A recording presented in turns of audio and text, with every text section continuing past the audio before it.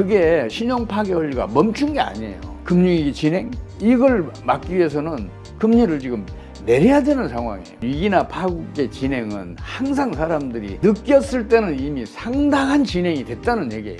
국제금융 자본들이 미국을 이탈하게 되면 갑자기 미국 내 유동성이 수축되는 그 일이 벌어져요. 앞으로 6개월 이내에 한번 닥치지 않을까.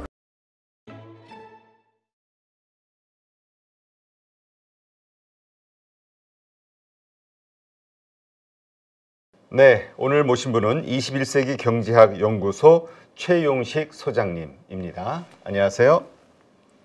네, 지난번에 이제 우리 가족분들도 많이 보셨을 텐데 경제 파국으로 치닫는 금융위기 책을 쓰셔서 이제 저희가 좀 모셨고요.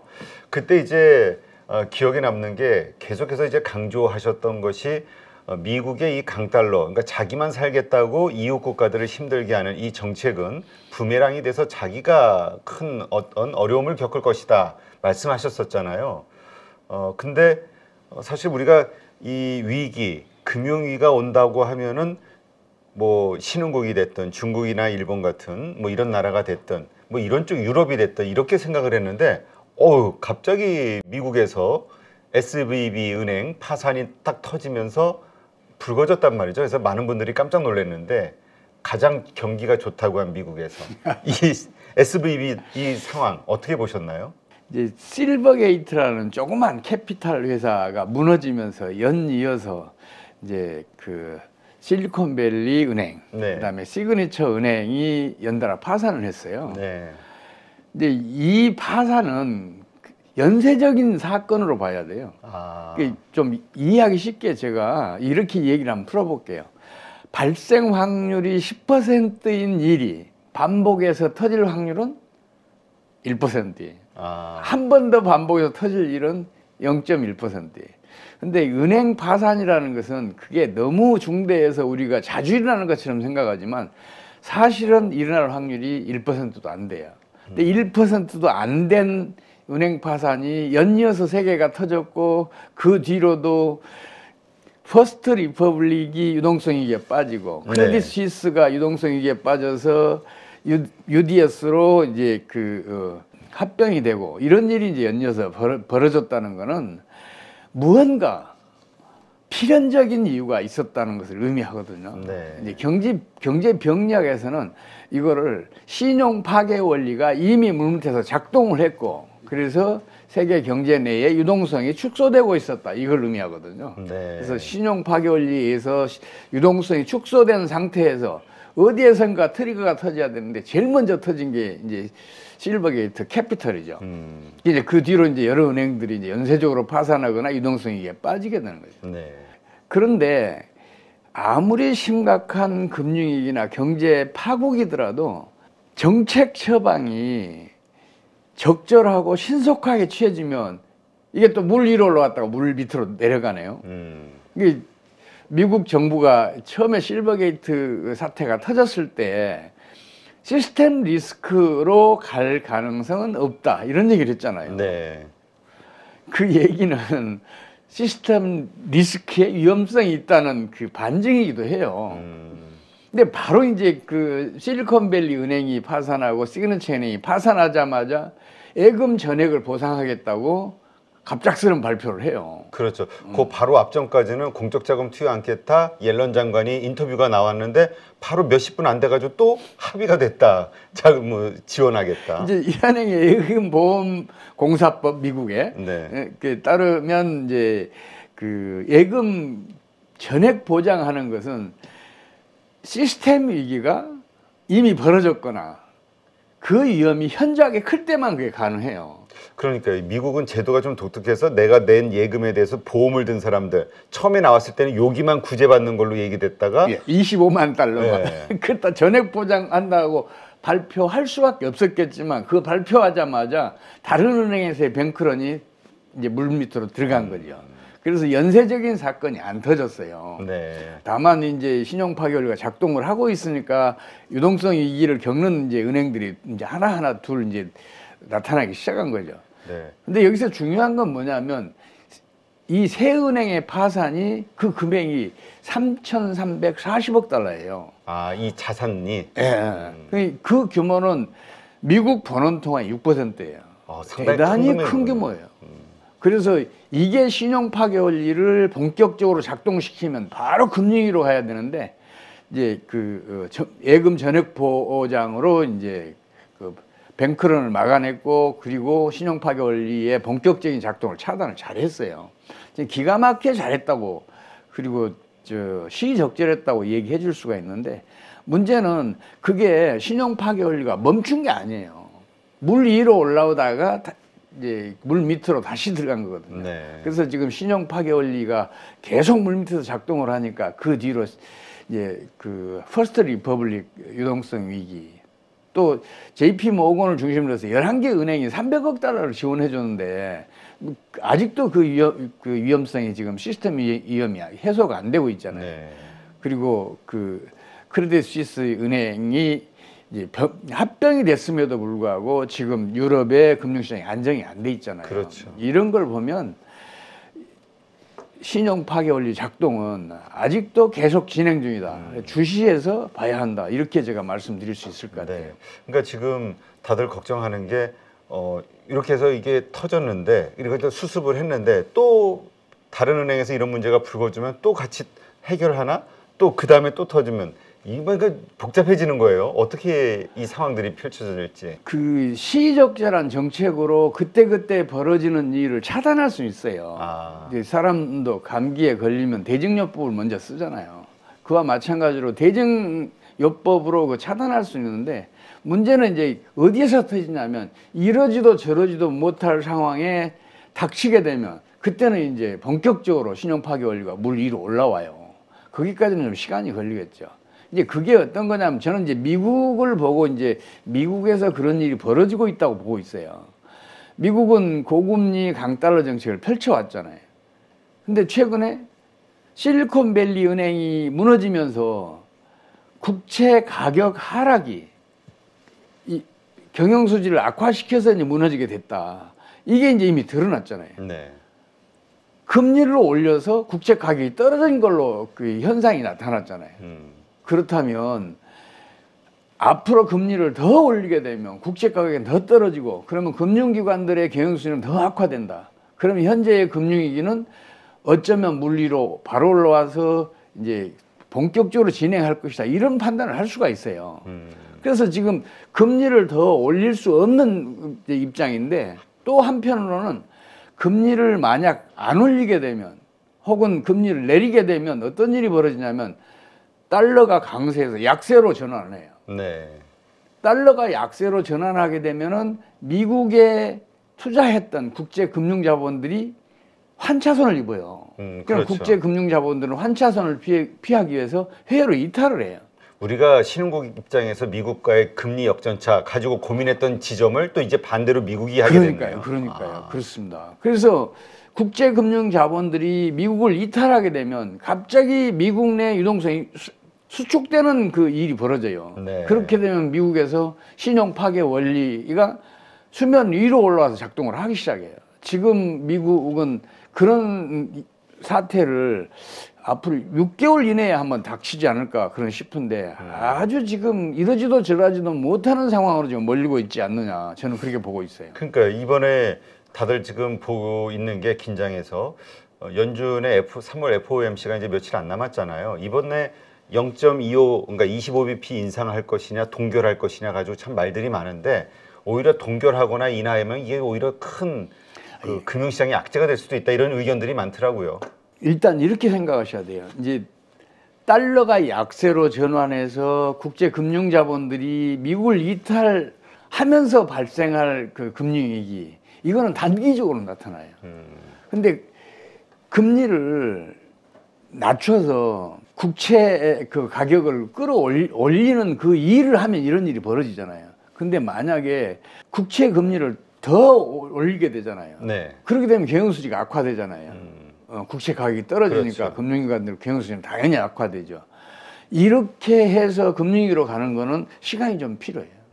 그거는 3개월에서 6개월 정도 필요해요. 그러니까 지금 당장의 위기를 타개하기 위해서는 금리를 올려야 돼요. 근데 6개월 내지 그 이전에 그 벌어질 이 금융위기 진행 이걸 막기 위해서는 금리를 지금 내려야 되는 상황이에요. 근데 어떤 선택을 할지 저는 지금 주시해서 보고 있어요. 미국도 고민 많을 거예요. 네. 그러면 그 선택, 그럼 일단은 그냥 우리가 그냥 합리적으로 생각해 보면 일단 발등에 떨어진 불부터 좀 끄자. 이게 우선일 것 같다는 생각이 들거든요. 그래서 25bp 금리 인상을 했을 경우, 이번에 유럽도 22에서도 50bp 했잖아요. 그 CS 위기라든가 이런 것 때문에 설마 올릴까 했는데 과감하게 빅스텝을 했던 거. 이게 바로 말씀하신 그런 이유인 건가요? 그럼요. 그 정확하게 보셨어요. 크레딧 스위스 은행이 유동성 위기에 빠지고 그것도 그 PNB 등 이제 그 관련 은행들 그 사업적인 연관 있는 은행들도 지금 유동성 위기에 빠질 가능성이 있다는 얘기들이 많이 나오잖아요. 네. 그러면 유럽도 금융시장 전반이 지금 어렵거든요. 그 어려운 상황에서도 빅스텝을 밟았어요. 0.5%를 인상했다고요. 우리는 기준금리를. 처음에 생각했던 게 유럽 은행이 22가 자신감의 어떤 표현이라고 저희는 생각을 했었거든요. 그게 아니에요. 그건 아니에요. 22의 입장은 뭐냐면 유럽 내에 금융자본이 더 이상 미국으로 끌려가서는 안 된다. 그러면 유럽의 금융시장은 더 어려워진다. 이런 판단을 했을 거예요. 네. 그러니까 그 어려운 상황에서도 기준금리를 그렇게 0.5%나 끌어올렸을 거예요. 지금 상황이 미국도 어렵지만 유럽도 어려워요. 이러지도 저러지도 못하는 상황으로 점점 몰려가고 있어요. 그러니까 사실 미국보다도 유럽이 더 어렵다고 이제까지 저희가 계속 뉴스를 통해서 이제 인지해 왔었는데 오히려 더 과감한 정책을 썼기 때문에 좀 깜짝 놀랐었고, 근데 이거는 말씀하신 대로 단기적인 처방은 될 수 있지만 6개월 내에 터질 수 있는 뭔가가 지금 물밑에서는 파괴 원리가 작동이 되고 있다, 이렇게 보시는 건가요? 유럽도? 유럽은 진즉부터 시작했어요. 그러니까 크레딧 스위스 은행이 그 유동성 위기에 빠진 거예요. 크레딧 스위스 은행은 하나의 모범적인 사례고 하나의 트리거지 전반적인 금융 사정은 그렇게 좋지 않았어요. 그 다른 은행들도 비슷한 상황일 것이다. 그럼요. 그렇다면 이번에 그 며칠 후에 있게 되는 연준의 그 3월 FOMC 여기에서 25bp 정도가 오른다 해서 시장이 안도한다 해도 우리가 마음을 놔서는 안 되는 거군요. 일단 이걸 한번 생각을 해보세요. 며칠 전에 파월이 미 상원에 불려갔잖아요. 그렇죠. 이제 그 상원은 몇 사람이 당신이 고금리 정책을 펼쳐서 일자리 200만 개를 지금 사라지게 하고 있다고 강력하게 비난을 하잖아요.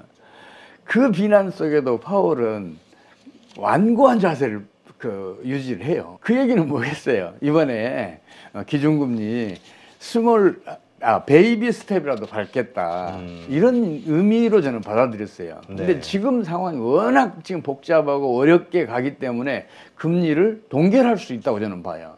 동결할 수도 있다. 이 파월이라는 사람이 처음에 저는 판단을 잘못했다고 생각해요. 뭐냐면 미국은 지금 인플레이션 때문에 고금리 정책을 펼치는 게 아니거든요. 그렇죠. 고금리 정책이 물가를 안정시키려면 경기를 후퇴시켜야 돼요.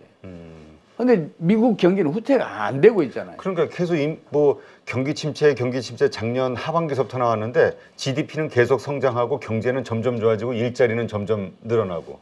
예, 지난해 같이 어려운 여건에서도 미국은 2.1% 성장해서 다른 그 선진국에 비해서 꽤 양호한 그 실적을 기록했거든요.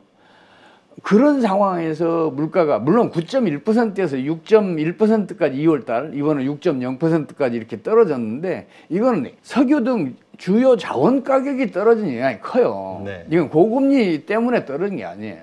특히 파월이 이제 지난해 9.1%, 6.1% 떨어졌을 때 소비자 물가가 그렇게 급격하게 이제 내려가고 있으니까 이제는 고금리 정책을 중단할 때도 됐지 않냐는 얘기가 나왔을 때 이분이 또 다른 얘기를 해요. 문제는 서비스 물가다. 말바꾸기를 한 거죠. 그렇죠. 소비자 물가 때문에 고금리를 정책을 펼친다 그랬는데 갑자기 서비스 물가라는 변명을 하나 들고 나온 거예요. 이 얘기는 무슨 얘기냐면 미국이 차마 밖으로 공개할 수 없는 다른 원인이 있어서 지금 물가 불안을 핑계 삼고 있다고 볼 수가 있어요. 그게 뭐냐면 미국의 경상수지 적자예요. 미국의 경상수지 적자가 2020년 GDP의 2.9%에서 2021년에 3.6%로 갑자기 증가해요. 네. 그게 8천억 달러가 넘는 금액인데 이게 해외 시장에 유출된 거예요, 미국에서. 그럼 달러 가치는 당연히 떨어지잖아요. 달러 가치가 만약 떨어졌으면 미국에 투자됐던 국제 금융 자본들은 환차손을 입는단 말이에요. 그러면 미국을 이탈을 해요. 그러면 이미 당시에 그 금융위가 진행을 했을 거예요. 신용 파기 원리가 작동을 하면서. 근데 그 당시에 파월이 들고 나온 게 고금리 정책이에요. 금리를 끌어올리니까 그리고 통화 수축 효과가 나타나잖아요. 네. 달러가 강세를 보이는 거예요, 미국에서. 달러 강세를 보이면서 그 상황을 벗어나요. 고금리 달러 강세가 생기니까 미국의 고금리를 노리고 다른 나라들이 저축에 미국으로 빨려갔고 또 달러가 강세를 보이니까 환차익을 노리고 국제 금융 자본들이 미국으로 흘러들어갔어요. 그러면서 미국이 유동성이 풍부해지니까 지난해 같이 그 성장률이 호성적을 기록한 거죠. 근데 문제는 뭐냐면 그거는 미국만을 위한 정책이거든요. 네. 미국으로 국내 저축과 금융 자원이 빨려 들어간 나라들은 어떻게 됐겠냐는 얘기죠. 경상수지가 흑자인 나라들은 경기가 급격하게 하강을 했고 네. 우리나라가 그 피해를 가장 크게 봤어요. 지금 수출 데이터가 너무 안 좋더라고요. 그리고 경상수지가 만성적인 적자인 나라들은 거의 모두가 지금 외환위기에 직면해 있잖아요. 왜냐하면 그 나라에서 국제 금융 자본들이 미국으로 다 빨려 들어갔으니까 외환 보유가 고갈 직전까지 간 거죠. 네. 그래서 제가 그걸 자꾸 그 얘기를 하는 거죠. 미국의 고금리 강달러 정책은 내 이웃을 거지로 만드는 정책이다. 이거는 조만간 미국의 부메랑에 대해서 타격을 크게 줄 것이다 그랬는데 지금 그 타격이 지금 나타나고 있는 거 아닌가 싶어요. 네. 근데 한편으로는 이런 생각도 들어요. 지금 말씀하신 대로 IMF에서 구제금융을 받고 있는 나라가 지금 96개국이라고 하니까 이러한 나라들, 어려운 나라들, 그러니까 우리는 그걸 체감을 못했었지만 그 말씀하신 그 미국의 정책, 그것으로 인해서 이 96개국이 힘들어졌을 수 있는 거구나, 이렇게 이해하면 되는 건가요? 아, 그게 틀림없는 말씀이에요. 지금 외환위기가 전 세계를 지금 범람하고 있잖아요. 그러니까 저희가 이게 아니니까 이게 한 달이 건너니까 이건 잘 관심이 없었는데 96개국이라니까 상당한 96개국 좀 과장됐고요. 그래요? 이제 특히 심한 데가 아프리카 국가인데 52개 국가 중에서 한 30여 개, 그리고 중앙아시아에서 한 5개, 그리고 동남아시아에서 서너 개, 그리고 중앙아프리카하고 이제 남아프리카, 중앙아메리카하고 남아메리카 이쪽에서 한 10여 개국, 이 정도가 지금 외환위기에 직면해 있거든요. 그래서 한 60개국 가까운 나라가 아닌가 싶어요. 네, 아직 정확한 통계는 없군요. 우리는 이제 그 외환위기하고는 거리가 머니까 우리 외환보유고가 한때 4,700억 달러까지 갔어요. 네. 지금은 한 4,200억 달러 수준인데 이거는 사실은 과도한 규모거든요. 우리 이제 그 교역량을 봤을 때는 이제 너무 과도하다고 볼 수 있는데 많이 있다. 예. 그렇게 많은 외환보유고를 가지고 있으니까 우리는 외환위기를 겪을 일은 없잖아요. 외환보유고 고갈 사태는 안 벌어지잖아요. 그렇죠. 그 먼 나라 얘기니까 우리는 실감을 못 하는데 실제로 그 스리랑카니, 그 레바논이니, 파키스탄, 튀르키예, 헝가리 이 나라들은 물가가 지금 7, 80%씩 올라가고 있잖아요. 굉장히 심각하다고요. 왜냐하면 환율이 그만큼 급등하니까 자기네들 수입하는 그 모든 제품에 대해서 가격을 더 많이 지불해야 되니까 물가가 이렇게 폭등을 한 거거든요. 네. 환율은 그렇게 무서워요. 그렇다면 말씀하신 대로 그 25P를 올리느냐, 동결하느냐, 혹은 인하하느냐, 이러한 거 가지고 그 위기의 상황을 뭐 몇 개월 연장할 수는 있지만 피할 수 없는 그 수순으로 봐야 되는 건가요? 저도 그렇게 생각하고 있습니다. 맞아요. 그렇게 갈 가능성이 굉장히 높아요. 혹시 우리가 항상 변수라는 거는 이제까지에 없었던 어떤 정책들을 통해서 또 방법을 찾는 경우들이 있잖아요. 지금으로서는 이렇게 딱히 이런 어려움을 해결할 만한 연준의 정책, 미국 정부의 정책은 없을까요? 그 답변을 이렇게 우회적으로 제가 말씀을 한번 드려볼게요. 제가 이 책을 그 10월 달에 탈고를 했어요. 이 책 원고를. 작년 10월. 네. 그리고 이 제목을 출판사에서 보고 경악을 하는 거예요. 이건 도저히 받아들이기 어려운 거다. 너무 자극적이다. 너무 비관적이다. 겨울이면 그렇게 시장 주식 시장은 나빴지만 미국 경기는 좋고 뭐 어쨌든 그랬었으니까. 근데 이제 이 책이 발간된 게 이제 그 시중에 이거 팔리기 시작한 게 1월 5일부터거든요. 네.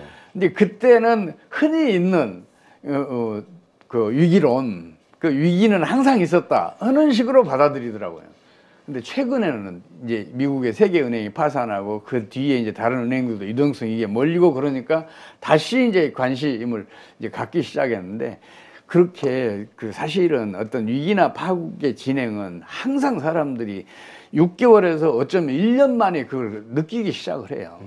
지금 이제 사람들이 느끼기 시작하고 있는 건데, 그 느꼈을 때는 이미 상당한 진행이 됐다는 얘기예요. 지금 미국의 금융위기도 우리가 생각하는 것보다 훨씬 이르게 진행을 해서 여기까지 왔다고 봐야 돼요. 그러면 그 진행하는 그 관성이 있잖아요. 네. 근데 그 관성을 차단하기가 굉장히 어려워요. 그렇다면 앞으로도 계속 갈 것이고 앞으로는 점점 더 어려워질 것이다. 여기에다가 미국이 금리를 올리지도 못하고 내리지도 못하는 상황이 왔기 때문에 어디선가 리먼 브러더스와 같은 큰 트리거가 터지면 이제는 세상 모든 사람들이 느낄 수 있을 정도의 금융위기가 진행될 거다. 그럼 경기도 본격적으로 하강을 할 가능성이 굉장히 높아져요. 저는 지금 현재 그렇게 판단하고 있어요. 네. 앞으로 몇 개월 안 남았다. 네.